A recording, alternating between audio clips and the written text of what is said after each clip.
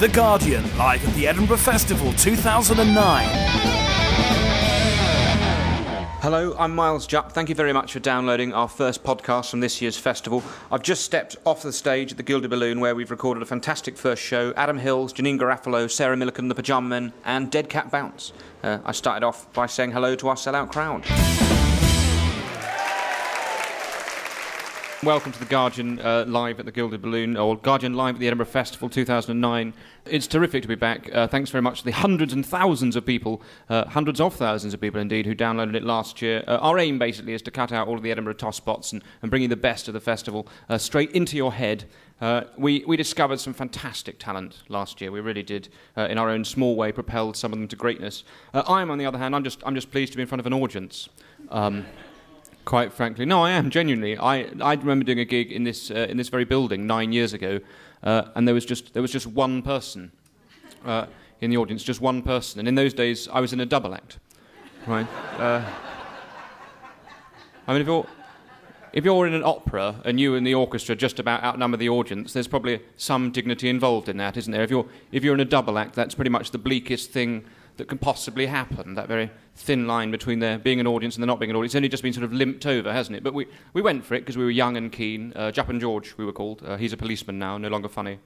And we were going for it, and it was all right, actually. It was going quite well. But about 5 minutes in, the audience, he put his hand up. And we said, what is it, Joe? And he said, I'm really sorry to do this to you, but I have to go to the lavatory. You know what I mean? We had to wait for him to come back. Unremittingly bleak. Anyway, what a delightful year it's been. There's been a recession on, hasn't there? A recession. Yeah, must be terrible for the people involved. I think the recession, it's sort of been caused by the news, hasn't it? I don't think there would have been a recession without the news. It was just a sort of self-fulfilling prophecy. We certainly don't have the economic sense, not in this city, to understand why there was a recession, do we? There was a recession because the news told us there was going to be a recession. I was watching the lunchtime news about 6 months ago, and the newsreader went, "Everybody's panicking!" I thought, are they? I'm just having a bit of toast in my pyjamas.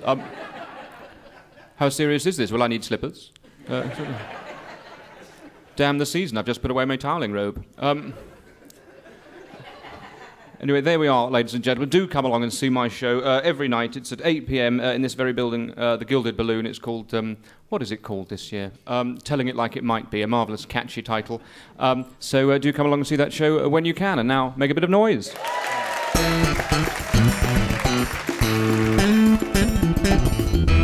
Well, ladies and gentlemen, let's not waste any more time. They're appearing every night at the Assembly at George Street at 7:15. Winners of this year's best show at the Melbourne Comedy Festival. Please welcome our first guests of 2009, the Pajama Men.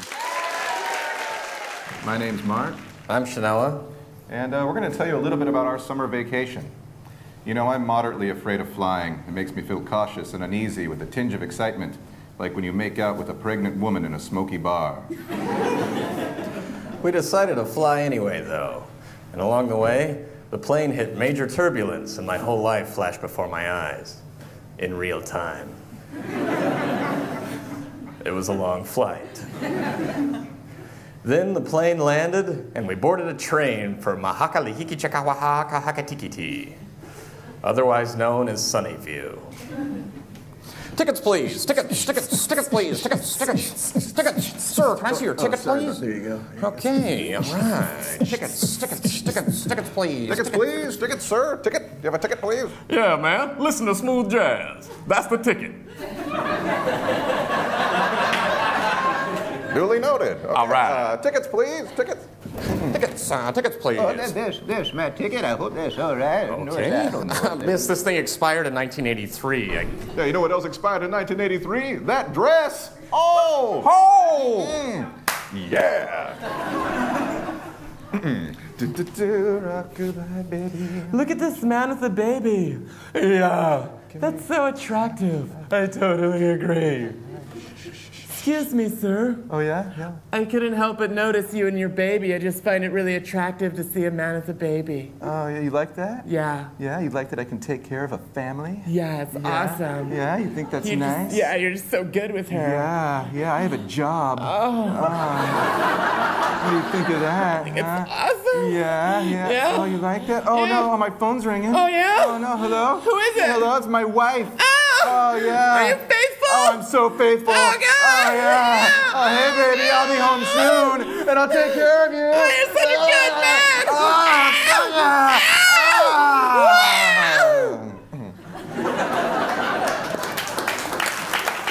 Does anybody want some snacks or sodas or whatever, crisps? You guys like crisps, right? Oh, man. She had a nice ass. Yeah, man, look at that ass. See that ass? That's That nice. ass is so nice. If you were getting picked on at the schoolyard, that ass would probably stick up for you. Yeah. That ass is so nice, it's like a phone call from an old friend. Yeah. You know? That's nice. That's a it's so nice- nice. Yeah. That's a nice ass. That's a nice ass. Yeah. It's firm, too. That ass is firm. Yeah. Like a good parent. Yeah, that ass is firm but fair. Yeah. You know? Yeah. It's round. That's a round ass. Yeah. That ass is so round.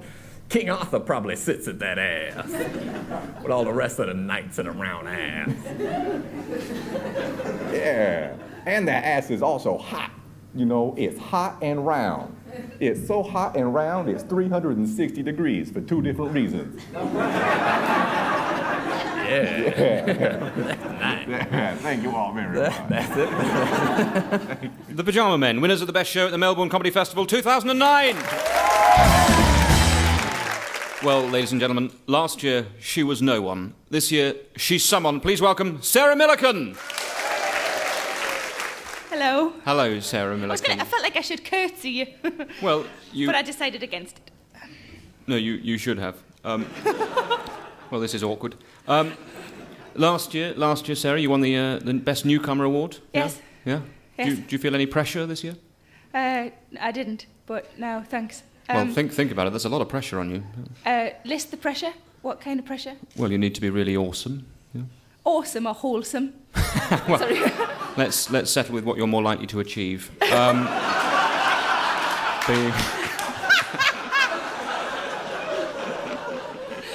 you're definitely wholesome today. Do you think that all your appearances on the Guardian podcast last year, do you think that helped you obtain your victory? Oh, you're taking credit for it, are you? I thought it was Well, the show that I did 27 times that went quite well.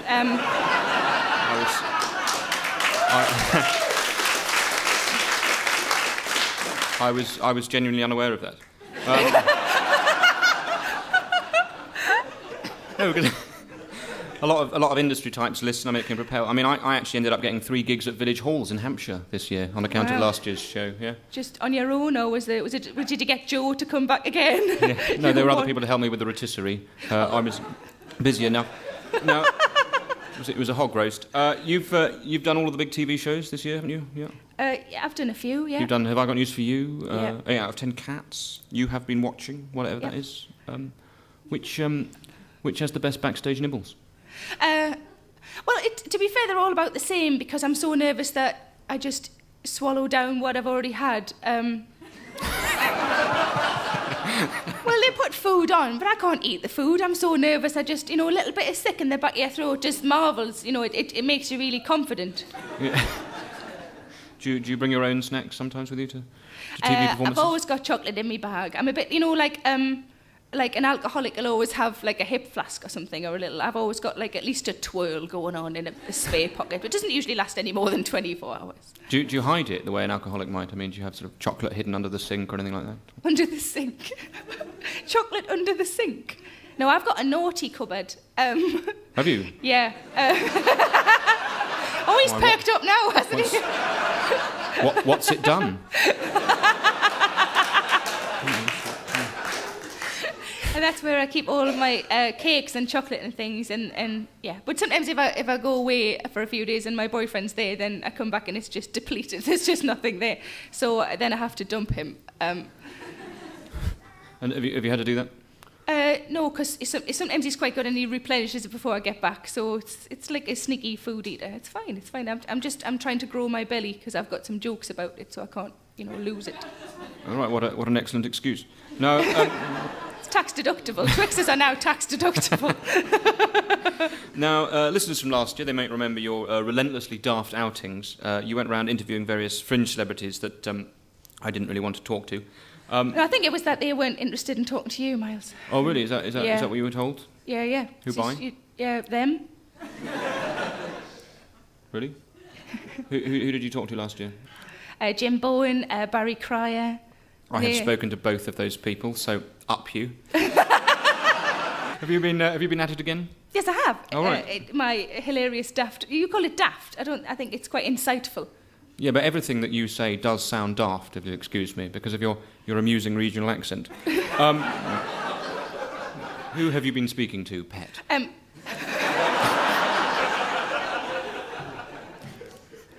such a dick.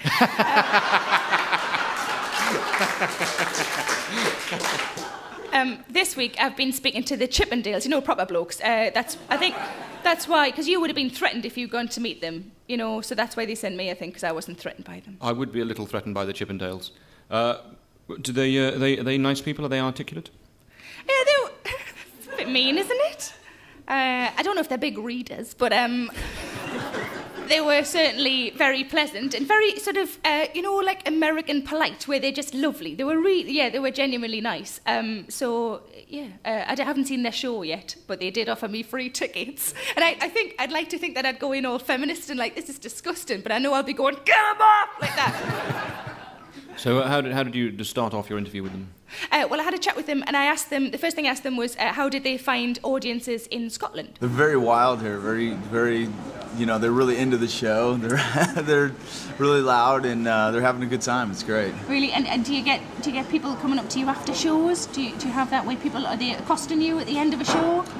It's funny enough. We sort of allow them to. We give them a chance. You know, we actually come down and do photos and sign autographs after the show. We come down into the bar and. You know, we're available to the women after the show to talk about it or sign autographs, like I said, take photos, stuff like that. Cool, that's brilliant. And how's your room here? Because I understand when you're in Las Vegas, you've got your own theatre. Is that true? Yeah, it is. We're actually one of the only acts in Las Vegas that has their own theater. It's like a $10 million theater. It's huge. Wow, that's amazing. So we actually have one of the bigger rooms here at the Gilded Balloon, but it's not as big as what we're used to. Yeah. It's intimate. It's fun. Yeah. Yeah, we really get to feel the energy from all the girls in the audience. Because when there's not a bigger gap, when you're not on a big high stage away from everybody, when you're right up close, does that make it scarier when the women are really riotous and drunk, or do you like it? Is it more energy? It actually gives us more energy. It kind of peps us up. Last night was extremely well. It was an extremely good show, and it really pumped us up. We were going, I even told Kevin, I was like, wow, you were on fire on stage last night. But I think a lot of it came from the energy from the audience, from the women. Are you staying all together? How many of the Chippendales are in the actual troupe? We got 10 guys here. 10? So it's 8 Chippendales, 1 singer, and 1 ensemble dancer. Ah. So, and we've got 2 flats here in Edinburgh. Cool. And how are you finding all living together? Is that all right? Or is there a competition between you guys for like bathrooms and things? Or is it all right? So far, it's been great. We haven't had any problems. You know, some of us sleep late, some of us wake up early, so no problems. Well, Kevin in the morning combs his hair in the mirror for like, I think 46 minutes. So if he gets in there first.